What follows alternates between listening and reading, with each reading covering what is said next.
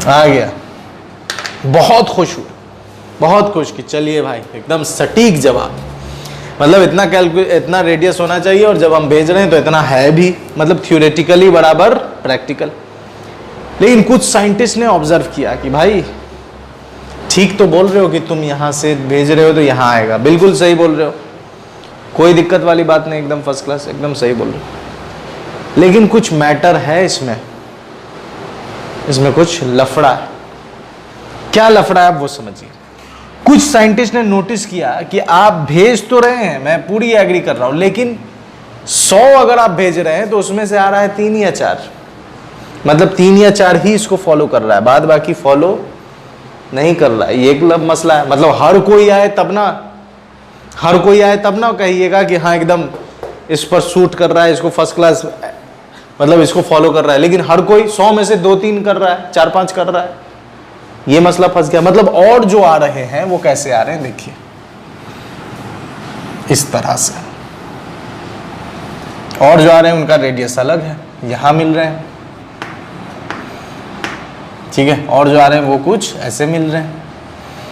ओहो हो, अब चूंकि इनकी रेडियस कम है, मतलब कुछ कैलकुलेटेड क्या लिख सकते हैं कि कुछ का रेडियस, कुछ का आरसी सही है, कुछ का आरसी रेडियस कैलकुलेटेड सही है,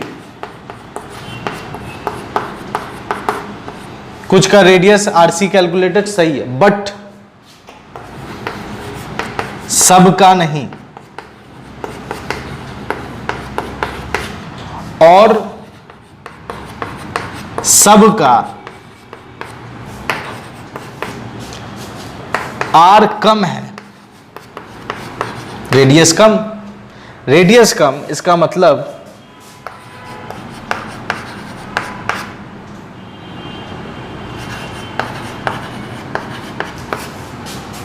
मतलब एनर्जी कम, इसका मतलब फिर इसकी एनर्जी किसी ने ले ली, फिर इसकी एनर्जी किसी ने, अब रेडियस मतलब एनर्जी कम है, तो एनर्जी कम है तो किसी ना किसी ने तो एनर्जी ली होगी, तभी तो एनर्जी कम है। बात समझ में आ रही? किसी ना किसी ने तो एनर्जी ली होगी, तभी तो एनर्जी क्या है, कम है। और जो सटीक है, जो क्या है, सटीक है तो कुछ है, लेकिन जो बाद बाकी 100 में से मान लीजिए 5 ऐसे फॉलो कर रहे हैं, लेकिन 95 का क्या, 95 तो सटीक नहीं, 95 के तो रेडियस वैरी कर रहा है, ऊपर से कम है, इसका मतलब उस 95 की एनर्जी किसी ने ले ली है। तो अब वो जो एनर्जी ली है वो किसी पार्टिकल ने ही ली होगी इसी रिएक्शन के दौरान, और उस पार्टिकल को हम लोग बोलते हैं photon.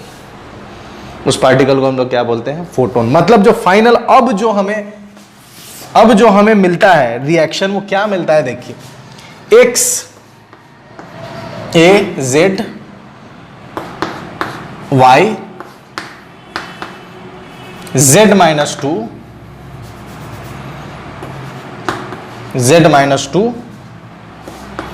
a minus 4 plus 2he 4 2 plus और प्लस फोटोन, ये मिलता है मैक्सिमम में, ये मिलता है हमें मैक्सिमम में। बात समझ में आ रही है? तो ये एक नई बात हमें समझ में आई कि हम थ्योरेटिकली कर रहे हैं, लेकिन प्रैक्टिकली में कुछ सही है, बाद बाकी कुछ अलग तरह से ऑपरेट हो रहे हैं, अलग तरह से बिहेवियर दिखा रहे हैं। तो उसको एक्सप्लेन किया गया कि नहीं, यहाँ एनर्जी का, जिनकी रेडियस कम है उसकी एनर्जी तो किसी ना किसी ने ले ली है, और वो एनर्जी लेने वाला कौन है, फोटोन। बात समझ में आ रही? ये आ गया, बेहतरीन तरीके से समझ में आ गया फोटोन।